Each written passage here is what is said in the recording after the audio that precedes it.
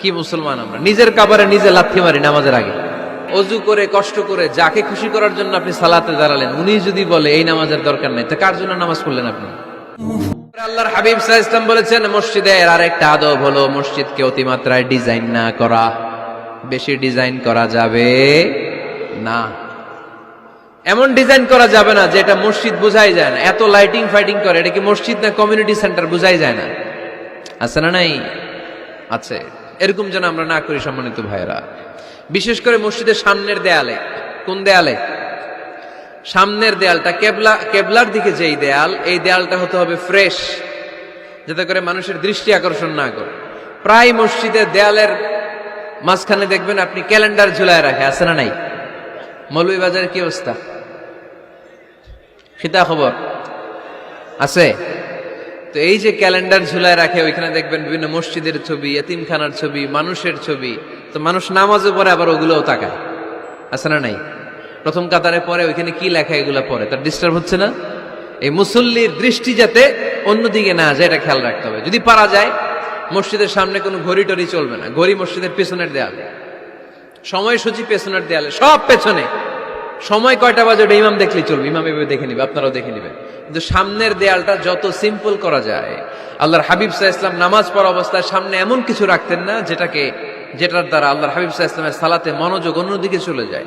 আমরা যখন সালাত পড়ি, যদি অন্যদিকে তাকাই, ফেরেশতার মাধ্যমে আল্লাহ একটা ডাক দেয়, বলে আকবিল, এই বান্দা ফিরে আয়, তোর নজর থাকা দরকার সেজদার জায়গায়, ফিরে আয়।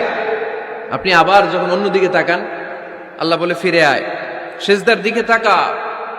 আপনি আবার যখন ঘড়ির দিকে তাকান, আল্লাহ বলে আকবিল, ফিরে আয়, সেজদার দিকে তাকা। আপনি যখন আবার অন্যদিকে তাকান, তখন আল্লাহ বলে লা হাজাতা লি ইলা সালাতিক, তোর এই নামাজের দরকার আমার নাই। নাউজুবিল্লাহ পড়বেন না? তোর এই নামাজের দরকার আমার নাই। অজু করে কষ্ট করে যাকে খুশি করার জন্য আপনি সালাতে দাঁড়ালেন, উনি যদি বলে এই নামাজের দরকার নাই, তা কার জন্য নামাজ পড়লেন আপনি? কথা কি বুঝতে পেরেছেন?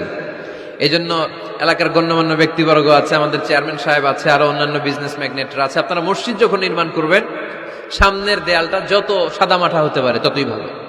এমনকি জায়নামাজের মধ্যে এখন কাবা ঘরের ছবি আছে না নাই? আছে না? কি মুসলমান আমরা, নিজের কাবারে নিজে লাথি মারি নামাজের আগে। মনের অজান্তে নিজের কাবাকে নিজে লাথি মারছি। এরকম জায়নামাজ ব্যবহার করা নিষেধ, চিল্লায় বলেন ঠিক কিনা? সাদা ফ্রেশ জায়নামাজ বাজারজাত করেন, আপনাদের সিদ্ধান্তই ওনাদের ব্যবসা বয়কট হয়ে যাবে।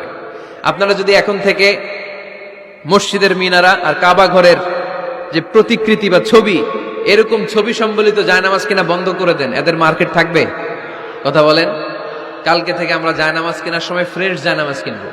কোন মসজিদ, কোন মিনার, আমাদের কাবা ঘরের ছবি সম্বলিত কোন জায়নামাজ কিনা যাবে?